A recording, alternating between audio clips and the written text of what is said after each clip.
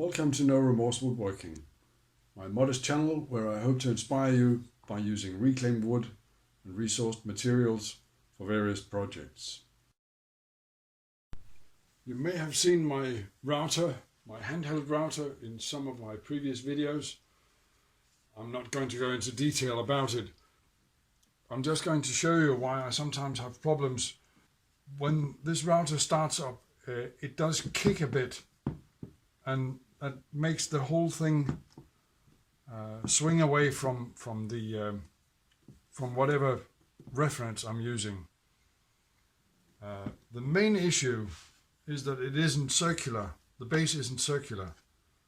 But as I've just built a circle cutting jig for my bandsaw, I thought, why not make a circular base? I have the exact same model router mounted in my router table. So from that I've got a spare base plate. If I take a piece of acrylic, I can then glue temporarily to the acrylic. I can then drill the mounting holes quite accurate with regards to each other.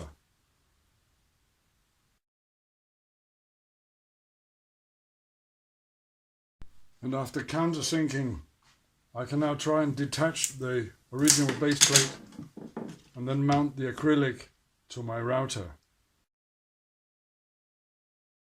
But before I do that, I will insert a 6mm router bit so that I can drill a 6mm hole in the exact center, and with that 6mm hole I can then cut the circle.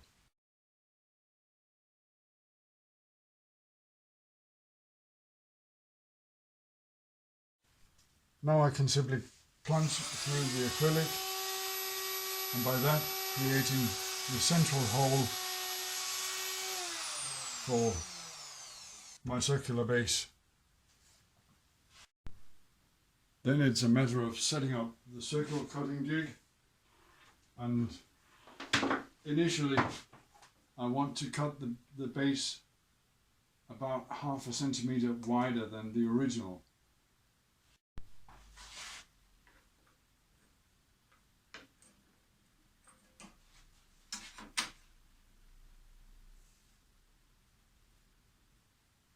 And then I'm ready to cut.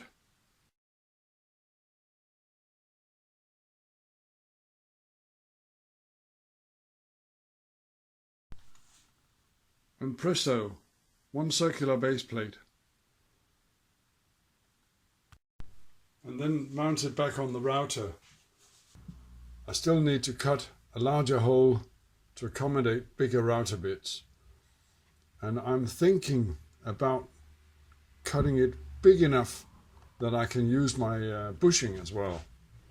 I don't know if I'll need both the circular base and the bushing at the same time, but why not have the option? I've chosen the hole saw that best matches the size of my router bushing.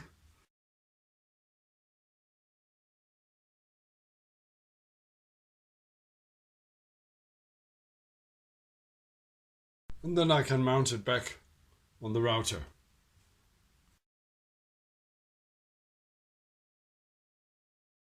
I'm of course very keen to test it by cutting some juice grooves in some cutting board.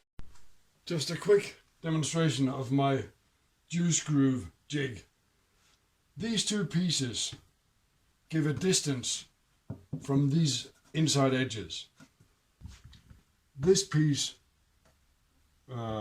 gives a reference on the other side of the other edge of the circular base, ensuring that the base can move, but it can't shift on me. It can only move sideways. This piece also serves to clamp the board to the jig. So I'll probably start around here, cut my way until it stops, turn the board 90 degrees and try again. And despite this being just a test piece, which I haven't even cut square, I think the results are very encouraging. And I just need to fine-tuned the jig, make it a little easier to use, but that's the topic of a different video. That's the circular base for my Eurotype plunge router. I hope you've enjoyed this video. If you have, please leave a like and subscribe to get notification when I upload new videos. Thank you very much.